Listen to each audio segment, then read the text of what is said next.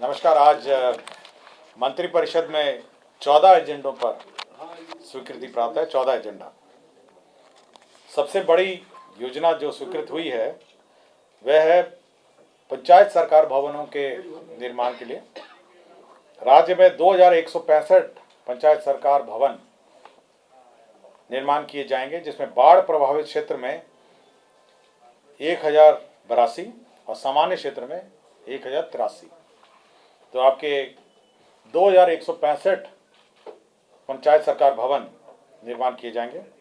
इसमें 6010 करोड़ 10,38,48,000 रुपये 6,010 करोड़ का इस पर व्यय होगा। 6010 करोड़ का व्यय होगा। तो सबसे बड़ी योजना है जो मंत्रिपरिषद ने 2165 पंचायत सरकार भवनों के निर्माण के लिए स्वीकृति दी है।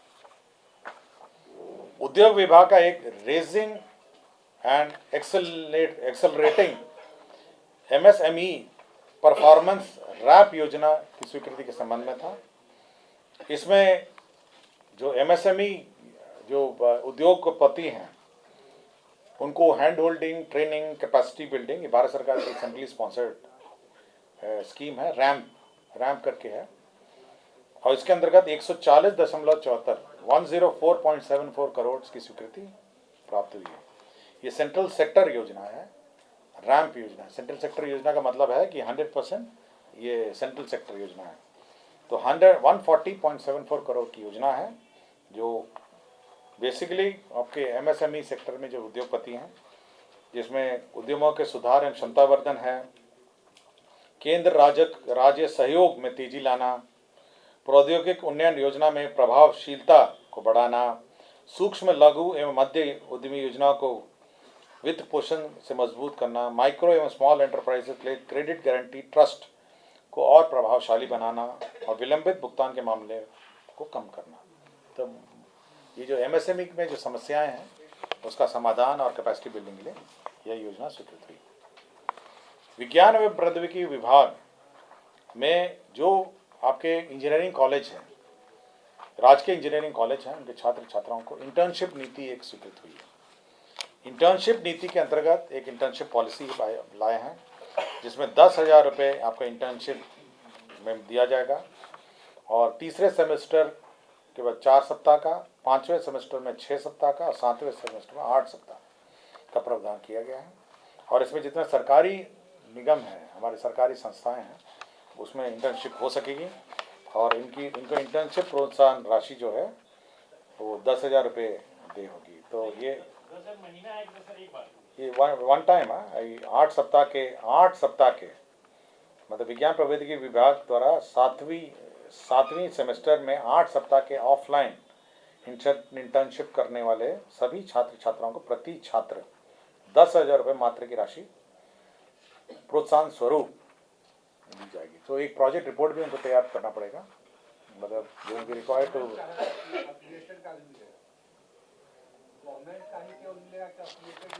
सभी का है, लेकिन मतलब आपको एक आपके जितने निगम है ये सब हैं, तो आपको एक प्रोजेक्ट रिपोर्ट तैयार करना पड़ेगा और 10,000 रुपीज़ जो है इंटर्नशिप आपको एक वन टाइम आपको दिया जाएगा। विज्ञान प्रौद्योगिकी एवं तकनीकी शिक्षा विभाग अंतर्गत कार्यालय प्रचारी की नियुक्ति चल रहा था और उसके बाद वो एडवर्टाइजमेंट रद्द हुआ और फिर से उसका जो संशोधित नियमावली उसके अंतर्गत परीक्षा लिया जा रहा था। तो पूर्व में जो परीक्षा शुल्क लिया जा रहा था उसके आलोक में नए परीक्षा में परीक्षा शुल्क नहीं लिया जाएगा। तो परीक्षा शुल्क जो है, आवेदन पत्र जो है फॉर राइटिंग एग्जाम लिखने के लिए जो परीक्षा शुल्क जो लिया जा रहा था, ये छात्र नहीं है, ये परीक्षा शुल्क आपका प्रति कैंडिडेट होगा ना। ये आपका 14 करोड़ था, 14 करोड़ था ये परीक्षा शुल्क था। 3,46,777 लोगों ने परीक्षा शुल्क भरा था और फिर से री एग्जामिनेशन हुआ तो परीक्षा शुल्क माफ करना, हाँ उन लोगों ने, कैंडिडेट्स ने दिया था 14,92,65,000। तो नए के लिए भी इतना ही लगा। पशु एवं मत्स्य संसाधन विभाग के 3 प्रस्ताव थे। पहला प्रस्ताव था ये बेहतर पशु स्वास्थ्य प्रबंधन एंड आधारभूत व्यवस्थाएं में 193 और केंद्र प्रायोजित राष्ट्रीय पशुधन स्वास्थ्य रोग नियंत्रण कार्यक्रम के अंतर्गत 96 करोड़ और राज्यांश के रूप में 64 करोड़, तो कुल 193.91 करोड़ का 193.91 करोड़ का योजना है। और इसमें जो पशु के डोर स्टेप डिलीवरी, मतलब पशु की पालकों को डोर स्टेप डिलीवरी की सुविधा उपलब्ध होगी।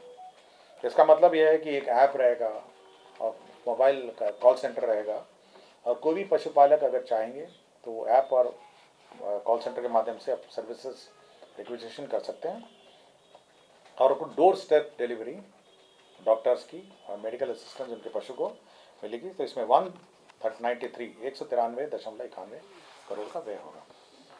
दूसरा प्रस्ताव ये था जो प्रधानमंत्री मत्स्य संपदा योजना, जिसमें 1,04,40,43,43 रुपये इस ये योजना है, जो ऑनगोइंग स्कीम है। प्रधानमंत्री मत्स्य संपदा योजना जो है 2023-24 के लिए भी स्वीकृत हुई है। और तीसरा है ये RRDF, नाबार्ड के अंतर्गत RIDF लोन के अंतर्गत है, जिसमें 200 अदद एनिमल एम्बुलेटरी वैन, 8 अदद animal lifting and carrying vehicle, और राज्य स्कीम में ये 7/2 का भी पार्ट है, इसमें 41.38 करोड़ होगा। तो 200 एम्बुलेटरी वैन है और 8 एनिमल लिफ्टिंग व्हीकल भी हैं, तो इसके अंदर व्यय होगा।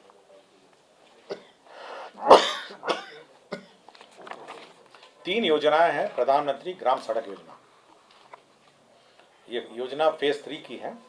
एक किशनगंज जिले की है ठाकुरगंज प्रखंड में, दूसरा दरभंगा जिले के कीर्तरपुर प्रखंड में है, और तीसरा आपका किशनगंज जिले के टेढ़ागाछी प्रखंड में है। तो 3 योजनाएं स्वीकृत हुई हैं। एक में आपके 64 करोड़ 67,11,00,000 रुपये व्यय होगा। ये किशनगंज जिले के ठाकुरगंज प्रखंड का रोड है। दरभंगा जिले के कीर्तरपुर प्रखंड में 35,07,49,000 रुपये का रोड स्वीकृत हुआ है। और योजना संख्या ये प्रधानमंत्री ग्राम सड़क योजना किशनगंज में 31,42,00,000 रुपये, तो 3 प्रधानमंत्री ग्रामीण सड़क योजना में स्वीकृत हुए हैं। विज्ञान प्रौद्योगिकी एवं तकनीकी शिक्षा विभाग NIT पटना, आपको याद होगा कि 4 तारीख को माननीय मुख्यमंत्री जी गए थे वहाँ पे, और उन्होंने एक इंक्यूबेशन सेंटर स्थापित करने की घोषणा की थी 4 तारीख में।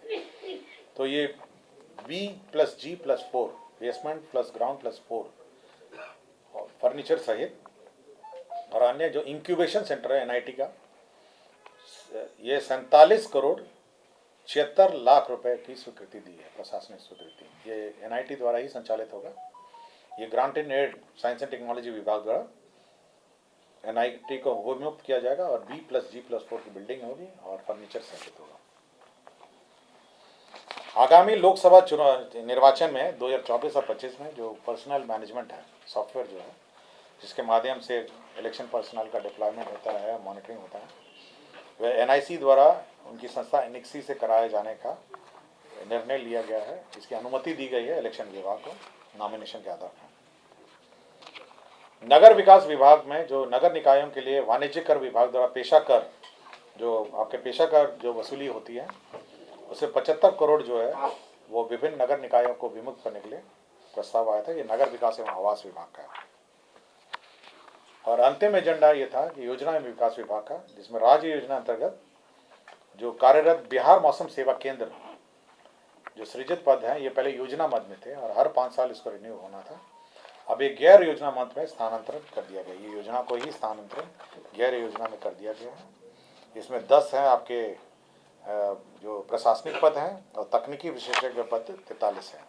तो मौसम विज्ञान केंद्र, आपको जानकारी होगा, मौसम विज्ञान केंद्र का एक ऐप भी है जिसके माध्यम से टेम्परेचर और वेदर की जानकारी मिलती है। तो 43 हो गए आपके एक्सपर्ट, और आपके जो क्लरिकल और एडमिनिस्ट्रेटिव स्टाफ हैं वो 10 हैं। ठीक है, धन्यवाद।